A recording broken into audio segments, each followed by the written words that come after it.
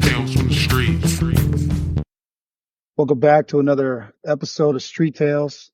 I've got my boy, my best friend, my brother in arms, BJ Atkins on the line. We're going to get into it, a little bit of his life, sports, growing up where he grew up, his journey into law enforcement.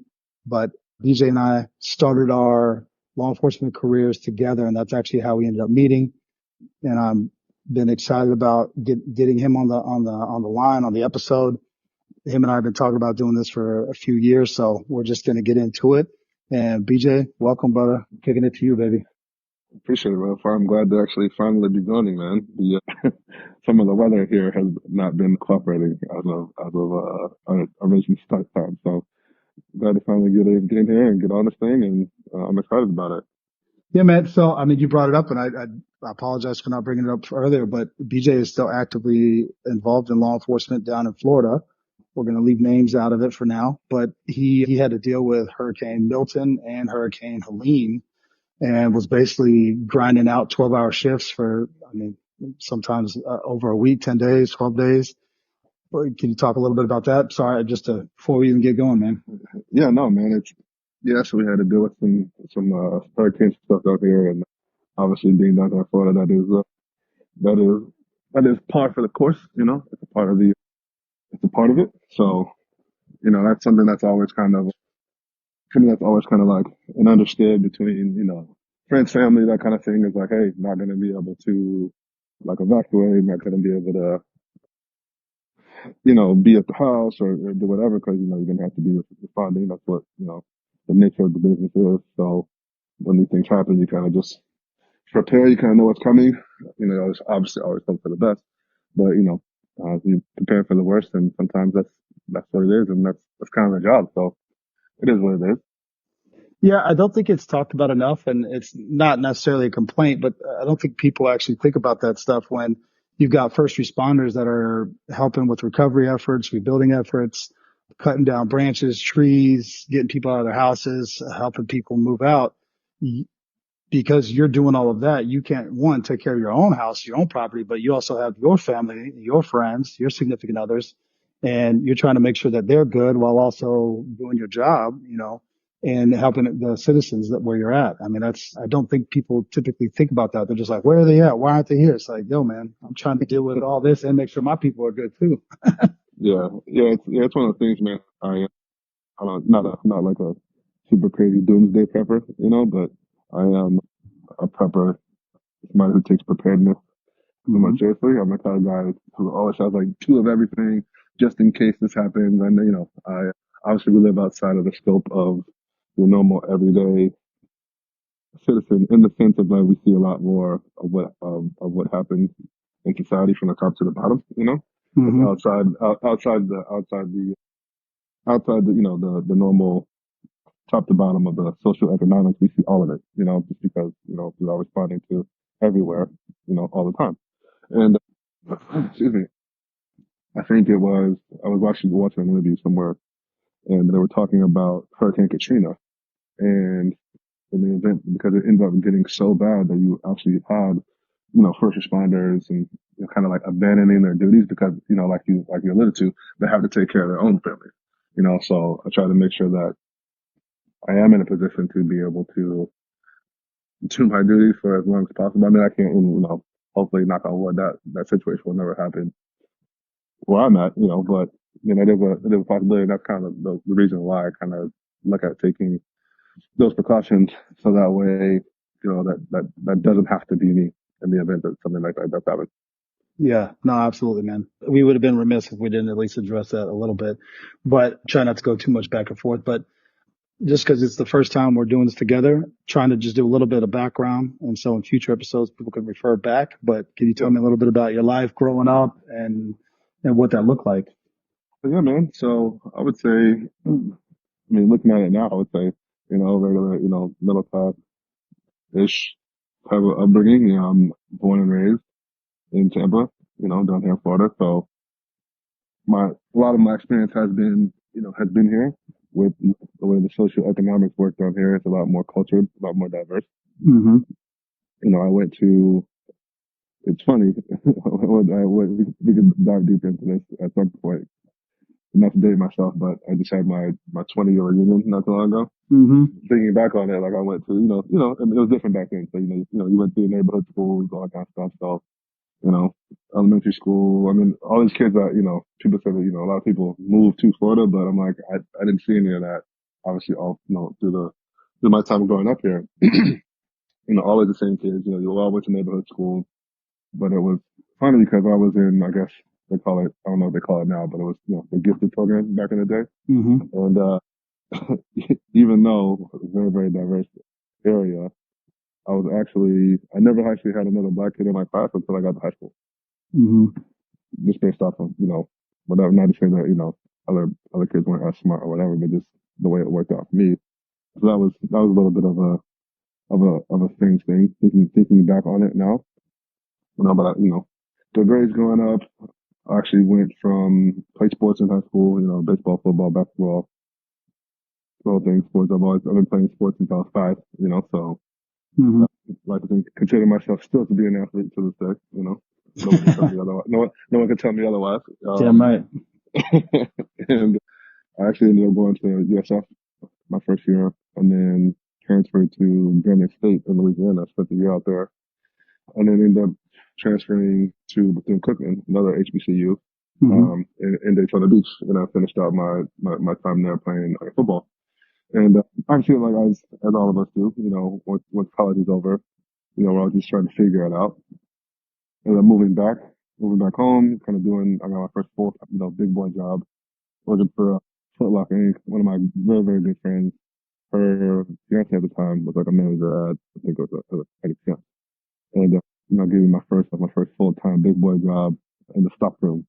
While I was trying to, figure out the rest of my life, if you will. I always had an interest in law enforcement. I mean, that's what my degree is in criminal justice. And, but at the time I was like, I don't know if that's what I actually want to do in the Mm-hmm. long term. I ran from it a little bit. Now, funny is that as a kid, I was always very, very into comic books. So like super, super big comic book nerd, Marvel, DC, all that stuff. And, Mm-hmm. one of my favorite characters, three of my favorite characters are Spider-Man, Black Panther, Batman, right? Because he seemed to be like, your normal guy who was smart and they had the physical attributes, right? So I always kind of gravitated to that. I always thought that was great. And, and I said, if I could, when I was a little kid, I was like, when I grow up, I want to be Batman. I was like, well, I don't have $1 billion. And, I don't have rich parents.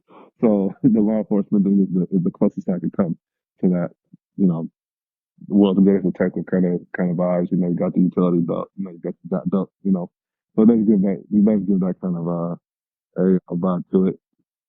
So eventually I started that, so I was doing the temps thing. I was also working as a mover on the side, like on the weekend. I'm like, and it is ironic.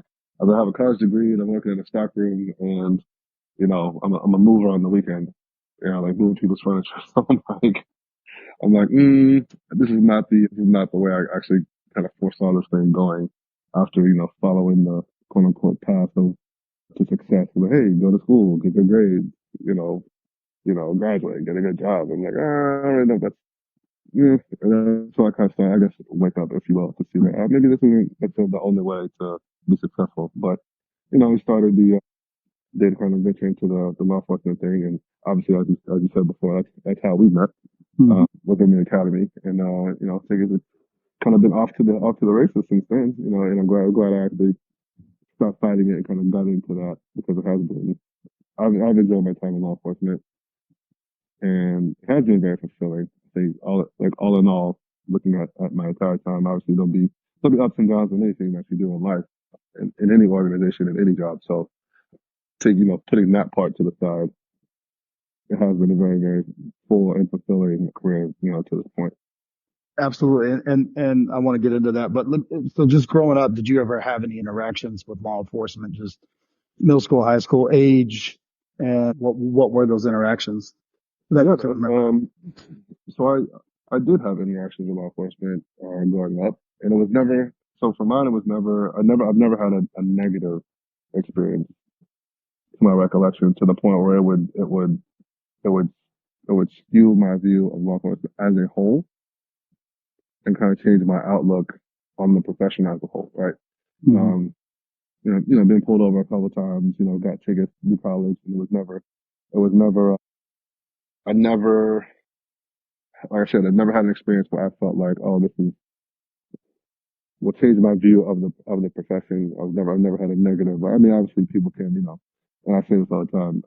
Unfortunately, it's not against law to be an asshole, right? Not yet. All right. I was like, that's the case. A lot more people would be in jail.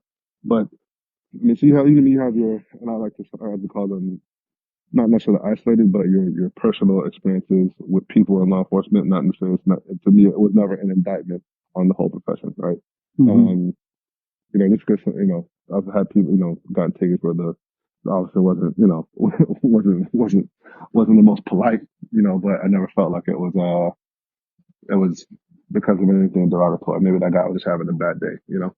Um, and, but some of my more fond memories of law enforcement growing up was actually in I don't even know what you call them now in high school was it Crime Watch? It was Crime Watch, something like that. Hmm. But it was like my first, actual like regular dialogue with someone in law enforcement, our school resource officer, Nate Johnson, and that's another full story full circle story. We'll get into another time, but Hmm. fun interactions, with him, going up and so like I said, I've never had a negative interaction per se. All my, for the most part, experience with law enforcement has always been positive. So I'm not sure about, and to expand that, I don't necessarily know of anybody that I know closely personally that has had negative experiences. Not to say that they don't happen, because obviously they do, but that was never really a thing until I started working in law enforcement to kind of get some of those stories. Yeah. No, I hear you. And everyone's upbringing is a little different, so that's why I just try to explore that every now and again. But let's jump into Law Enforcement Academy, and I've kind of touched on it a little bit. I was a banker in finance world, private world, and then I missed it, and so I decided to join Hillsborough County. And kind of what do you recall from those first few weeks of training and linking up? Because I remember being pretty horrific for me, but I was coming from a bit of a different background. Yeah. I mean, obviously, like I said, we both played sports. We both played college ball. So the, the paramilitary esque first 2 weeks. Hmm. Not to say that I didn't take it seriously, but it wasn't, I wasn't shell shocked. And I was actually surprised to see some of the people in our class be shell shocked Oh yeah, and yelling by that. And it was very strange to me that they would be so taken aback by I was like, they were just freaked out. I'm like, all they're doing is yelling. yeah. Like there's nothing happening. No one's touching you. No one's, I'm like, no, you're not in danger. Like, what's going on? But now, but looking back into that, I kind of see like I kind of see the purpose for that, because it did weed some people out, and, and rightly so. So I get the necessity for it. I always thought that was quite funny, but I think, the overall training academy experience it wasn't that much more different than college. So honestly, I thought, it was like, hey, we're going to class. We gotta do some PT. And I'm like, oh, okay, so basically what we've been doing our entire lives pretty much. If you come from that type of Hmm. outside the background, you gotta practice, you gotta go to class, you gotta do homework, you gotta study. So it wasn't really that much of a difference as far as the way that, I was perceiving it. And again, like I said, I wasn't that much far removed I was only like almost like a year removed from college. So it wasn't like it wasn't really difficult to kind of fall back into that process. But I mean, I thought it was, looking back, I thought it was good overall training. I think we were trained very well, I think, in the scope of basic training, if you will. I mean, obviously there's a lot more to be said about overall training. And we've touched on this in our time, Oh yeah, as transit and enforcement. I feel we can do a whole episode on just on that by itself. But yeah. I get I think it was a good baseline for initially training, but I think there's a lot of things that go into the job that aren't necessarily addressed in the academy per se at the beginning that probably could and should be. But, even if you're painting with a very, very wide brush and you don't, you're expected to do a lot with a little. So, I mean, I kind of get why it is the way that it is. Yeah. And again, back when we went in, they did a 2 week paramilitary style where you went and lived on the training base. So you were separated, in my case, from my children and my family, and basically went from working banker's hours to up all hours of the day. They did a lot of, again, I keep saying paramilitary. BJ and I just went to my son's Marine Corps graduation, and we got to see some of the drill instructors and the recruits there and what they were dealing with, and the DIs screaming and hollering and running, and some of the stories my son was telling. I was like, well, never will I ever compare myself to Marine No, Corps boot camp. I'm not even remotely, but I understand the concept. And for me, it's like you're taking somebody who's not used to, one, being treated that way, typically, especially those guys. All those kids were 17, 18, 19 years old. I think they had a couple 20-year-olds, but I mean, for the most part, nobody has been subjected to being awakened at 4 a.m., screaming in your face, throwing on shorts and going for a 5 mile run, hike, whatever it is you want to do. And then also the intro level into law enforcement, they're like, yeah, people want to kill you. There's bad people. There's evil people. Not everybody. Again, I think at some point we're going to do an episode just on training, just to talk about the different aspects of training, because you get awakened to a world where most of us were not criminals, or not in the criminal element before going into law enforcement. And so you're now exposed to saying, hey, people want to hurt you just because of who you are, what you represent, the uniform you're wearing. So you need to be turned on at all times. And it's hard for a lot of people. I'd say everybody differentiate. Hey, this traffic stop, hey, you're just someone having a bad day, caught speeding, making a U-turn, or are they nefarious and they're trying to set you up and they want to shoot you when you walk up? So a lot of people, when they get pulled over, it's usually most people's interaction with law enforcement, they're like, that dude's such an asshole. It's like, well, that individual is trying to ascertain whether or not you want to kill him or her. And anyway, it's just eye opening experience. So I laugh sometimes now. And at the time, I was not laughing. I was rethinking some of my decisions. I was like, I don't know, man. yeah, yeah. Yeah, no, you touched on it. I think that part of it, not that it was eye-opening to the sense of like we were unaware that that existed, but No. like maybe just so readily all the time. Not to say that it was forced on us, but just the constant reminder of that. It's like, okay, maybe maybe they're saying all this stuff for a reason. No, this obviously all this is pre this is pre how big social media is now. It was Yeah. not as big as it was when we first started in law enforcement, right? So the constant things that people are seeing and have the ability to say or give their opinions, and like it's a lot more readily available now than it was when we first started, right? Yeah. So I mean, like I remember just some of the videos that we saw was like it's like damn, how do you not? And again, but honestly, like I'm not by the hood from any stretch of the imagination, right? But Yeah. from a neighborhood where things did happen. I mean, I'm not particularly Beverly Hills or anything like that, right? Like I said, a normal, Yeah. I'd say middle class area, whatever. But things happen, and I did go to a school where things did happen. I think a kid got stabbed on my first and second day in Hmm. high school. I was like, okay, these things do happen places where I potentially am, and even in college, you kind of that's your I think the college experience is necessary for socializing. Maybe not necessarily in the sense of like learning something productive. You don't need to go out, obviously, just sidebar, but obviously you don't need to go to college to be successful. But I think one thing that college does do that you probably can't replicate anywhere else is socializing, right? So learning kind Yeah. of where you fit in, people from all different walks of life, and not just from the other side of your town, but from the other side of the country, different parts of the world, right? So you get the first exposure to a lot of different cultures, a lot of different views, people have a lot of different, experiences that people have had, which kind of obviously play some, shape, shape your experience on the world, your views on the world as well. Seeing that and kind of going through that, it's like, this is, you know, prior to that, the only thing most people have was like, Rodney King, the Rodney King thing, right? Or something like that, where you only got your information from the news. I feel like now you got social media. Now it's a lot bigger now.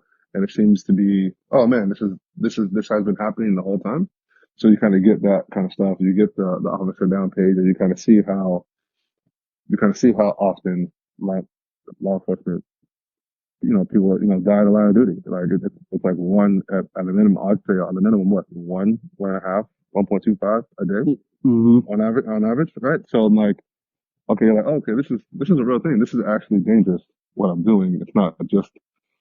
I mean, it is a job, but it is a very dangerous job. Like you said, you're trying to figure out um if somebody's, obviously, like I said, we talked about it, but for the sake of the episode, you're trying to differentiate between, like you said, is this person having a bad day?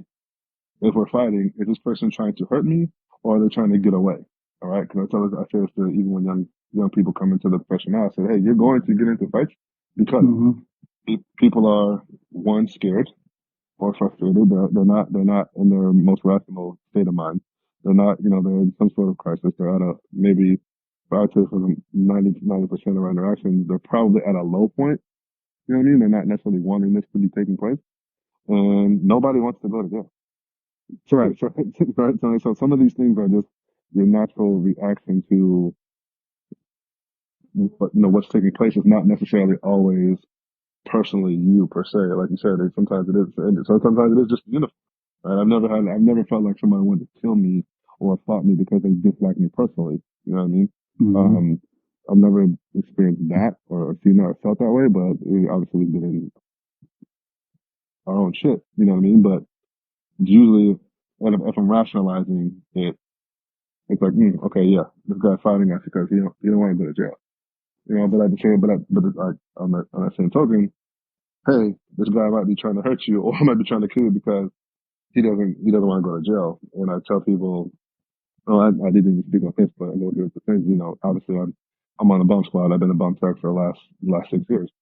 People will ask like, hey, like, how do you do the bump thing? Are you afraid? Are you scared? I'm like, well, let's take into account everything that goes into law enforcement, right? I was like, out of everything I could be doing in law enforcement, the bump tech thing, at least on this side, I know exactly what I'm doing, right? I was like, hey, these are explosives, possibly explosive device, whatever. If I don't do these things, most times, 9 times out of 10, I should be okay.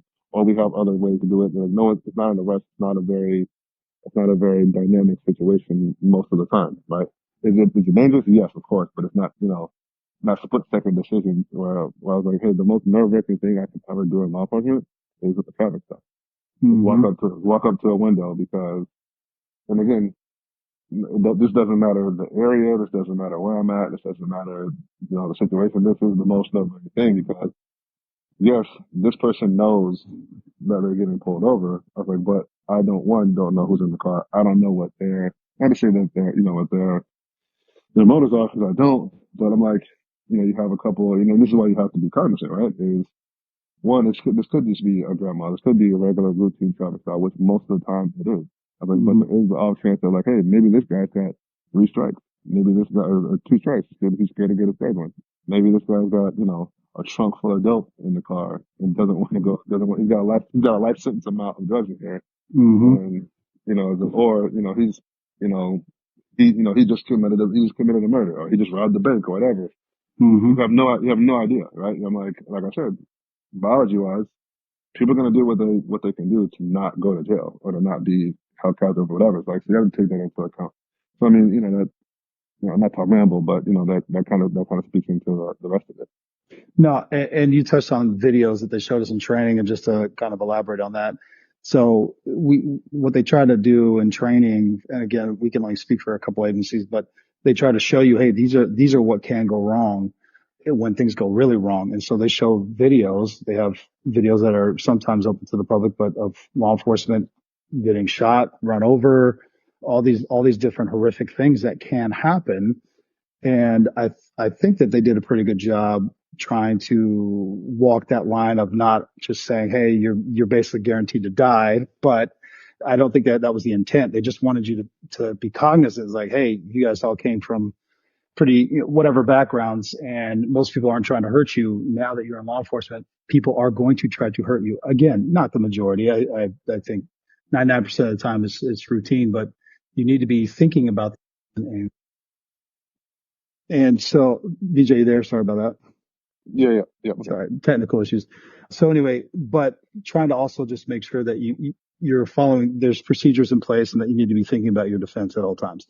So with that being said, it kind of rolls into fitness and your verbal skills. You touched on it with going to school, being able to talk to people. Because again, people can have bad days. That grandma that you're talking about, or whatever. They're all walks of life, all economic situations. Everybody has a bad day. And again, we collectively, BJ and I were selling partners off the rip.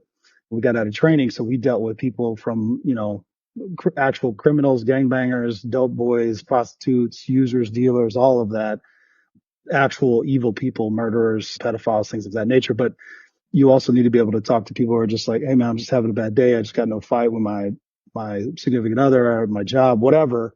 And so you're catching people usually at their worst. And at bare minimum, if you're doing a traffic stop, you're interrupting their day and they're already pissed at you. So very rarely is it just, hey, we're so happy you're here. And thank you for doing your job type thing. That's a rare occurrence.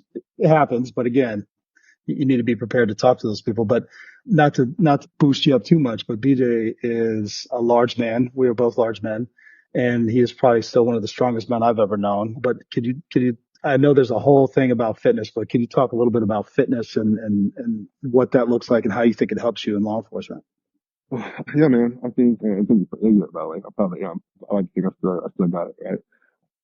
But I think fitness is a very, very big thing in law enforcement, not in life in general, but in law enforcement for sure.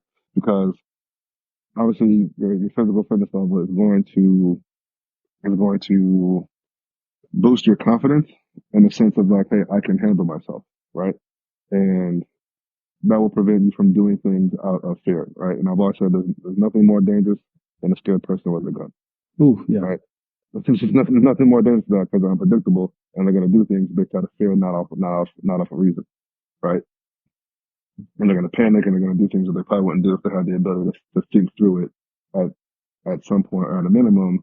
So I think it's a big it's a big help, and obviously it's a big factor that should be, I think, harped on very strongly, not just in the academy, but through the course of your entire career. And I think that the standard should be a little bit higher because a lot of you have held to a high standard, and this is the reason why I say that. If someone's having a bad day, or someone's scared, or someone's is looking for help or needing help, they are calling you. You need to be able to do, so when you show up, you need to be able to do something or to be able to help this person, whether that be, and then like, so we'll talk about this in a second, but like physically, emotionally, and maybe sometimes mentally, right? But you need to be, I would say, strong and confident in all these areas and healthy in those areas to be able to have the confidence to be able to do your job well. So I think it speaks to, I know I've always, it may be a controversial thought, right? But I've always been, I did some time in recruiting at, at said agency, but I've always thought sometimes the physical fitness standards were a little too low. And maybe sometimes the standards were maybe not in, how do you say this? Maybe not in accordance with what the job actually entails, right? So for Hmm. example, they're measuring you on, and I don't know why this is the case, but sometimes they're measuring you on running a mile and a half. I'm like, okay, at what point in your career do you think you're going to be running for a mile and a half? It's not gonna happen, right? Yeah. Like some of the things that, like the 300 meter sprint, yeah, you might be sprinting after somebody for like 300 meters, for sure. I mean, I've done that way more times than I run a mile and a half in my career, way Hmm. more times, right? Or, being able to physically like restrain somebody. I'm like, yo, been a 500-pound bencher in my lifetime. I'd say even right now I can probably, even with my shoulder, still get up 450 on a regular basis. I'm like, if I don't hold myself to these standards, obviously, well, I'm like, I don't have any problem showing up to a call and feeling like I can't handle myself, right?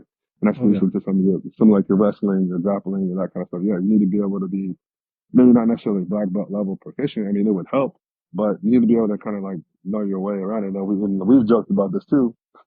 That's like I feel like one of the first questions people should ask is, have you ever been punched in the face before? Mm-hmm. I was like, 'cause that might happen, and you need to, if you've never dealt with that, again, like I said, nothing more dangerous than to scare a person with a gun, right? So if you don't know how to react to that, if you've never been through any kind of like struggle, that's something that needs to be addressed. And it's not to say that,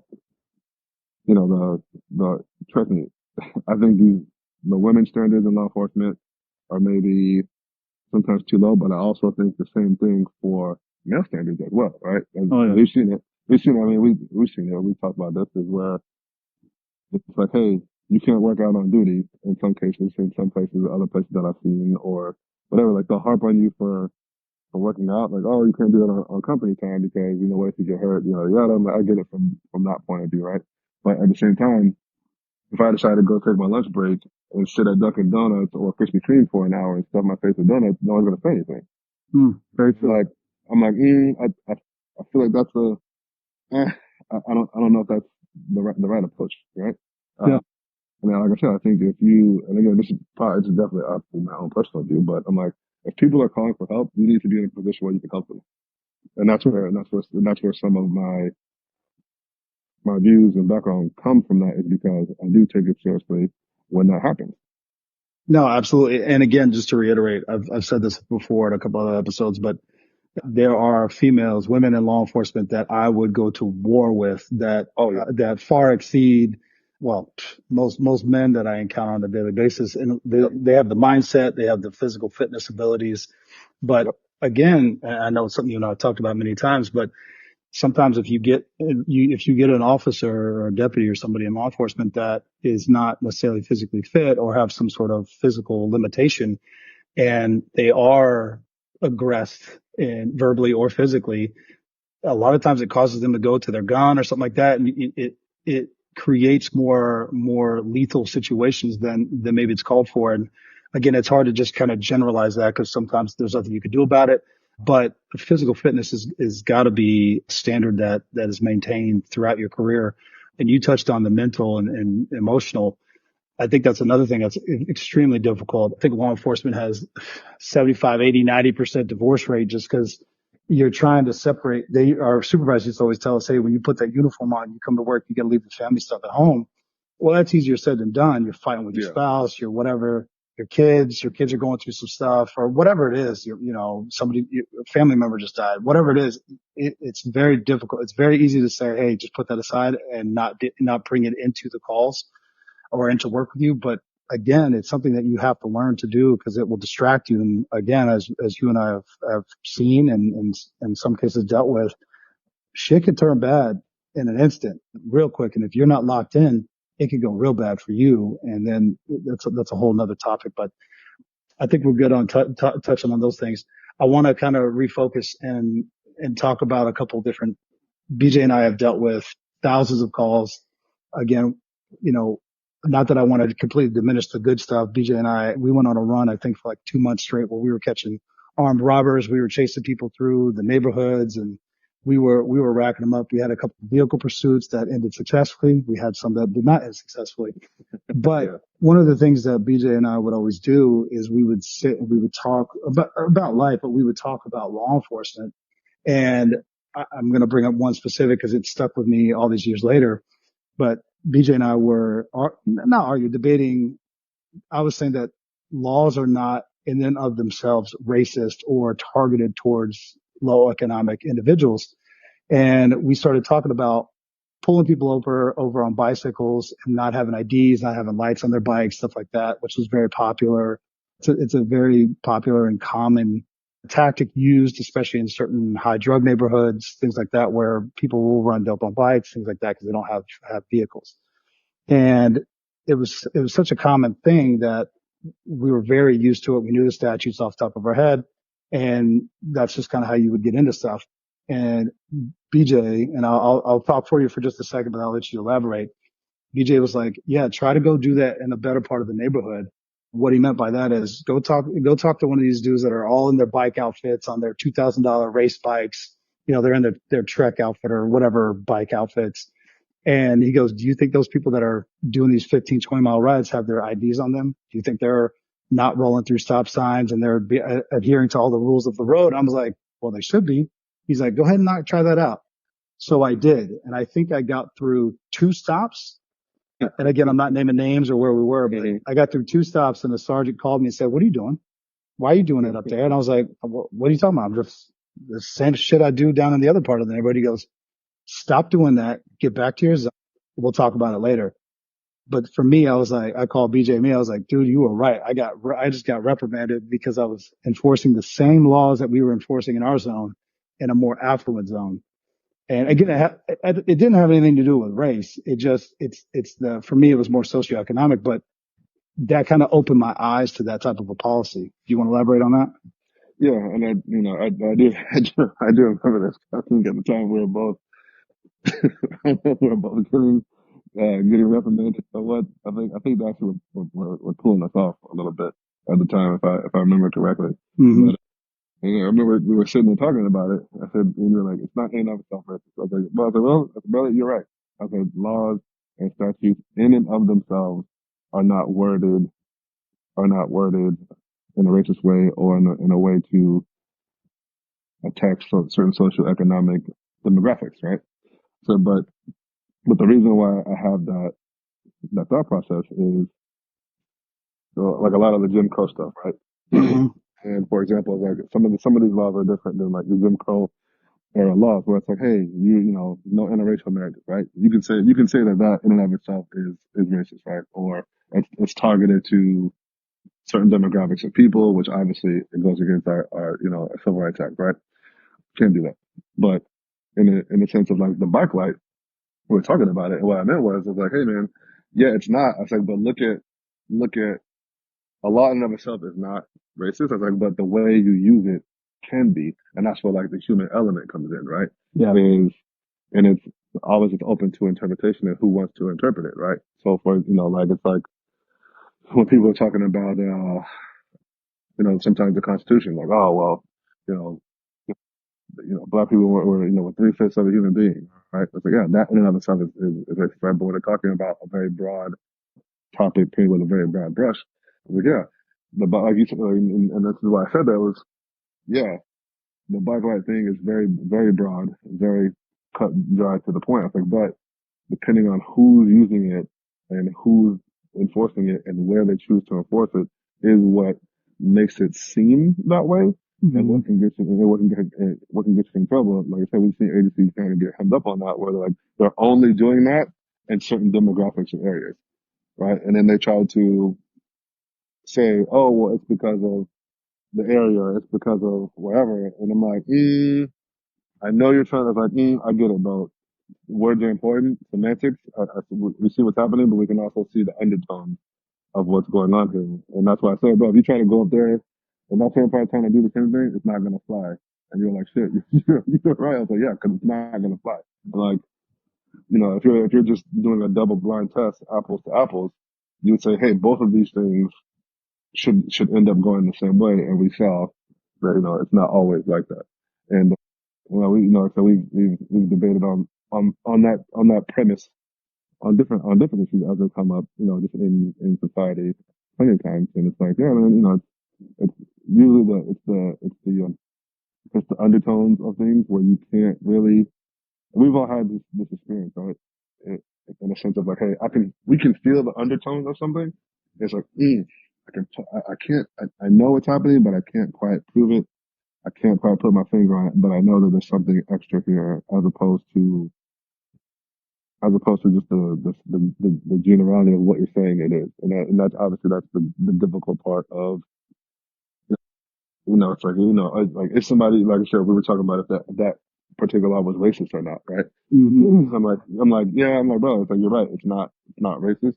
and never saw the way it's written. I was like, but the way people are using it makes it seem that way. Yeah. And well, again, it's one of those eye-opening things.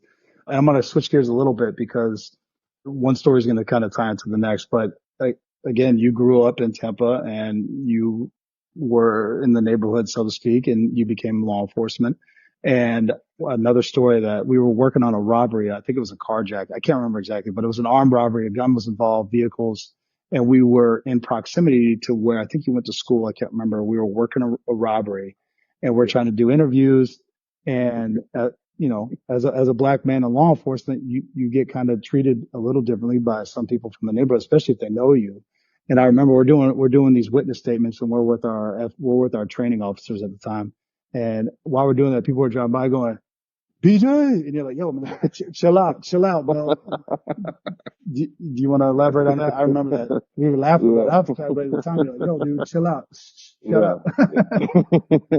Yeah, man. It's not the, it, it is something that, it is a different dynamic being a black man in law enforcement, right? So cause you're, and like the old adage is, two blacks for the uniform, two blue for the button, right? Mm-hmm. And that's something that's a little, that I've had to kind of like navigate a little bit through my career.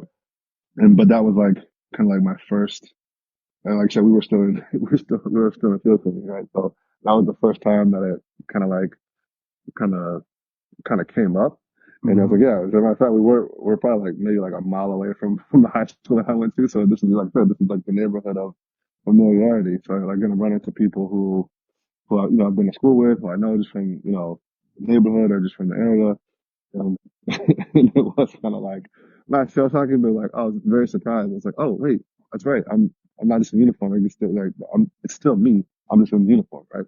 And I was telling her, I was like, yo, I was like, chill, like I'm doing something professional. Not that I was embarrassed, but I was like, yo, you can't like, bro, I'm obviously working in like official capacity, like chill. But it was like the first eye-opening thing to be like, and I think sometimes it leans, depending on your perspective, it kind of leans into how am I going to navigate this, right? So for me, some of my like I never had, like I said, I know people, people know me personally, and I think they were familiar with me, and obviously in the area, so it wasn't like oh, you're a sellout kind of thing. Like they knew me personally, so it wasn't that kind of a vibe. Yeah. But like I said, to touch on that, like there has been times when it has been the flip of that, where it's like, like you're one of them. And like, well, but I think it's important to have the representation on both ends, because speaking of like, while also being in that area, and like you worked with me in that area too, it's like culturally, I understand what's happening in the neighborhood, Yes. right? So where it's like, hey, and I think sometimes this is where, when I get into a quick sidebar story, is that, and then obviously you worked with me, so you've been there and been around when some of these things have come up. But it's like the running joke was, oh, you're going to this part of the agency, or you're going to this part of town. We already know you're going to work on this part of town. And you're like, what are you Mm. talking about? You're like, what are you talking about? Like, oh, you work on, oh, you're going to this particular precinct? Yeah, you're definitely going to work on this part of town for sure. It's not even with the question. And I'm like, I don't know what you mean. But once I finally got over there, and then we both got over there, like, okay, I see. And I remember initially being kind of like, feeling like the undertone of that was maybe a little bit racist. But as I kind of got into it further in my career, or further into it, I was like, I see why it's this way. And it probably should, I would lean more to it should be that way versus the opposite. And, so we went to a HBCU, right? Right. So it's like, Mm-hmm. you're not unfamiliar with black people and black culture. You've been around it. You've been immersed in it. Honestly, I am what I am, and I have my experiences, right? So, you've seen it, and I think we understand culturally what's happening in some of these areas. So where it's like, hey, they're calling like, hey, there's 50 people in the parking lot. I'm like, okay, well, and they want to trespass, or like, it's a quote unquote a disturbance or suspicious. And we go over there and we're like, yeah, it's Friday, 7 p.m. Friday. You know what I mean? Mm-hmm. It's the weekend. People aren't doing anything. They're outside It's a nice day out. They're outside. No one's doing anything. The music's playing. There's a barbecue going on over there. Like, what's the problem? Hmm. Versus someone who's unfamiliar with that altogether, who may come from a different socioeconomic background, a different area, whatever, Hmm. that they might view that differently. So I'm like, yeah, it probably shouldn't be this way to where you have someone who's familiar with what's happening over here because I'd rather have it this way and me be a little bit uncomfortable with it as opposed to the opposite where somebody who's not familiar whatsoever is going to take things, like I said, they may or may not be scared, right? Hmm. You get a parking lot full of, 50 black guys playing music in a barbecue. They may be a little unfamiliar. They may handle that differently than it needs to be handled. Yeah. Where it's like, hey, they're fine. They're just chilling. Like it's not a big deal. Yeah, not a big deal, right? Yep. Well, and I had an experience with that. Two different side stories to that. When I was playing football at TSU, we were practicing, and I've talked about this before, I think, but we were practicing, and we were all in matching jumpsuits. So like we had our windbreakers on and stuff. We were about to get on the bus, and the coach wanted to run through some drills or whatever. And so we're the football team. We're on Tennessee State campus. And next thing we know, we got like 4 Nashville PD just swarming in and they're jumping out like it's like the gang response, like there's a gang fight going on. But we all stop and the coach is like, hey man, what's going on? And the initial like minute or two, the cops are like, yo, what the fuck's going on, bro? And they're like, hey bro, it's just a football team. We're about to load the bus. Like what is going on? And he's like, well, we got to call. There was a gang fight going on.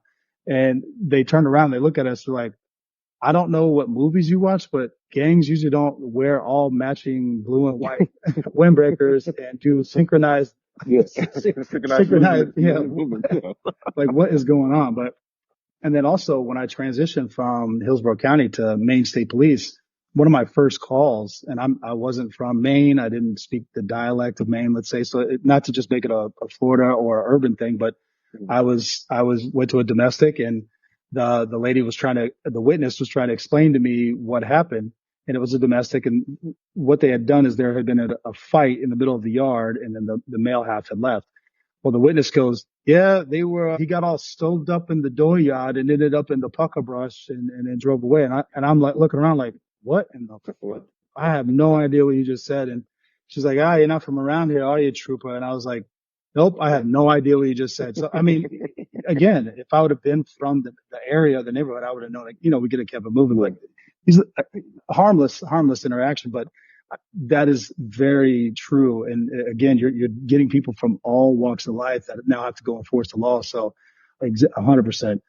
But I wanted to tie that one robbery story into the next one, which BJ and I worked together. And this was like 2014, 2015. So it wasn't that long ago, but I think it was another fight or disturbance. I can't remember exactly what the initiation of the call was, but BJ and I showed up and I'm supporting BJ. And there's this kid in the neighborhood, in the outside. And hey, we need to talk to your dad about what happened. And the kid just turns around and yells really loud, hey, Paul, this colored deputy wants to speak to you. And we looked at each other like, I'm sorry, what, bro? And I looked at him. I'm like, dude, where are we, bro? What year is it? Where are we? We're in the middle of Tampa. You remember that, bro? Well, I remember that, and I remember being immediately enraged. Oh, oh my God.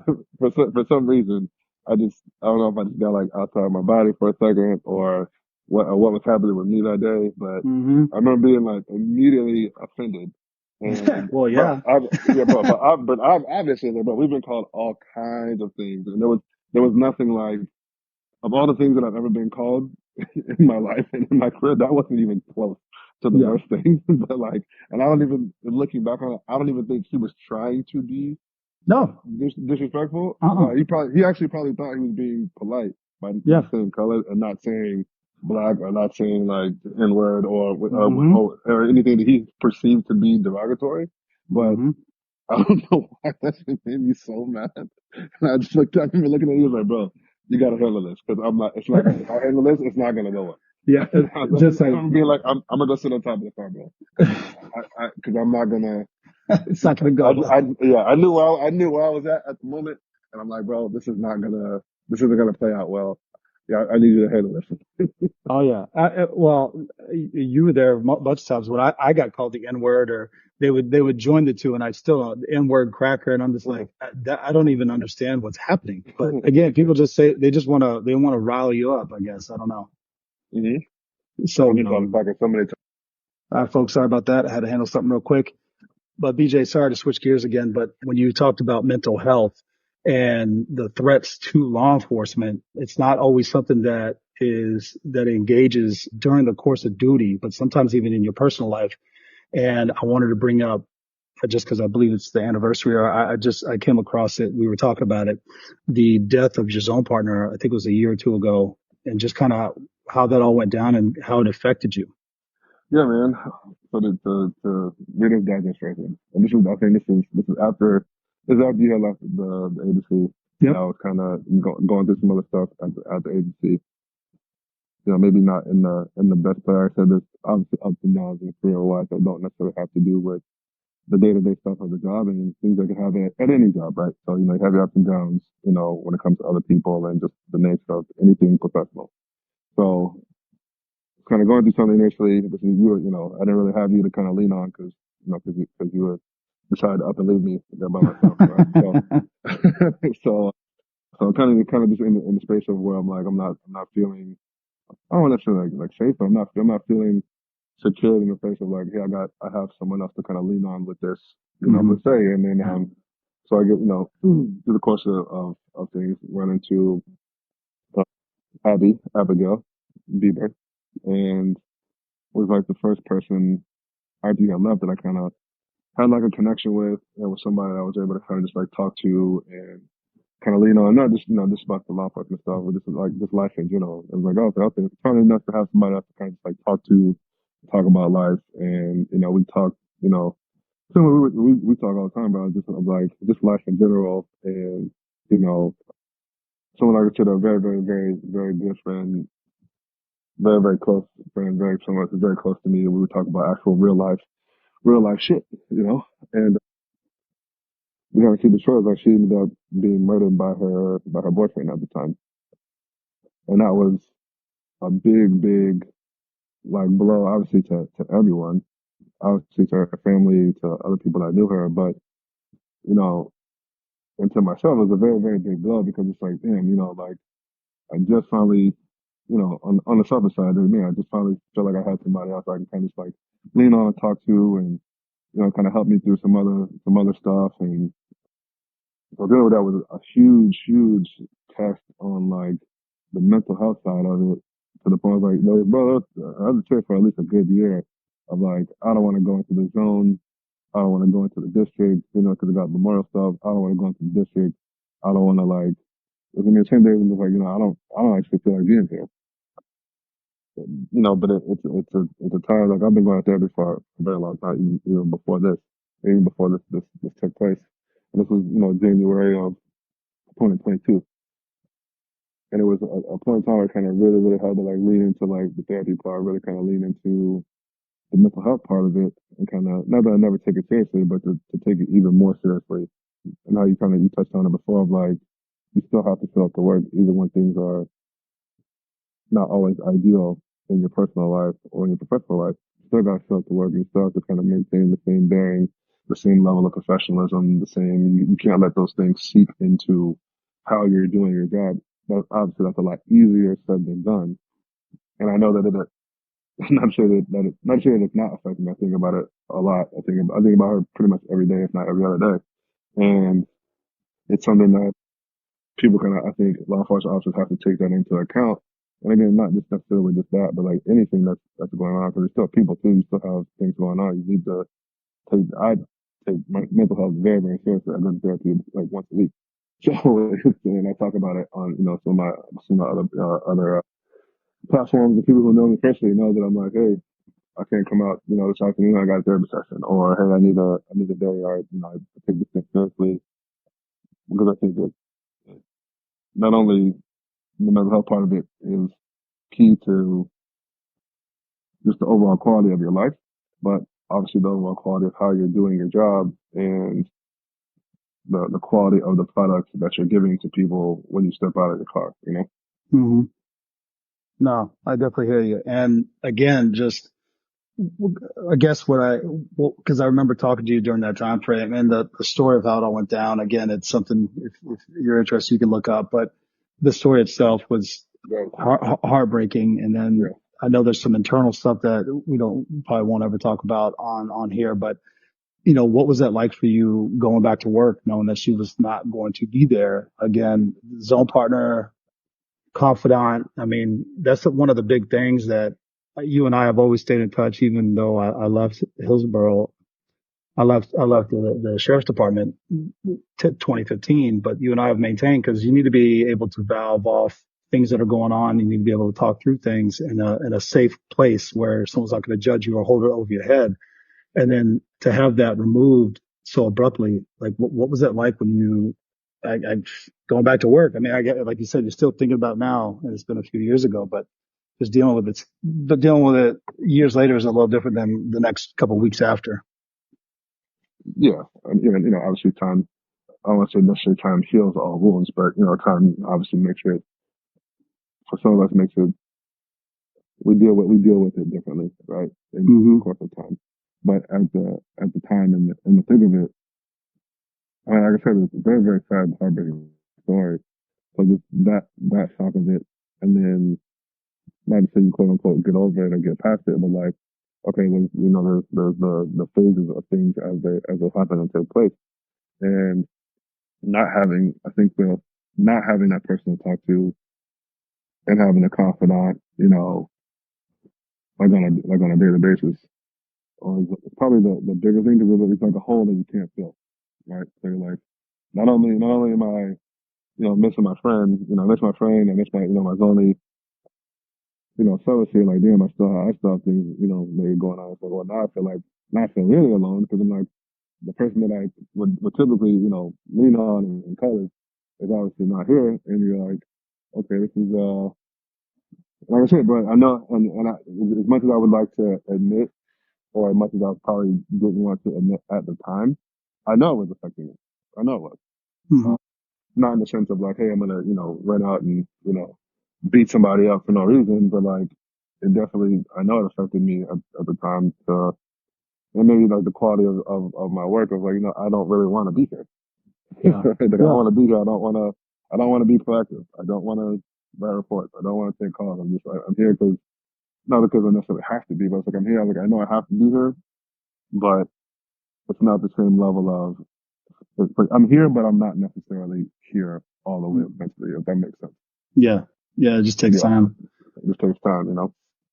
Yeah, man. Oh, I definitely wanted to bring that up and touch on it. And I appreciate you sharing that. Again, I had already been removed and I didn't know her prior to, but just from what you've been able to tell me and what you shared with me, how critical she was during that time frame for you. But brother, I've had you on for a little over an hour, and I know that again, it's not the only episode, so we've got much more to discuss. There's other things that we're going to touch on, but I appreciate you. I love you, brother. Stay safe, and I appreciate everyone for listening. So, BJ, thank you so much. Yeah, of course, bro. We'll get into the next one. Love you, brother. Love you, man. Bye.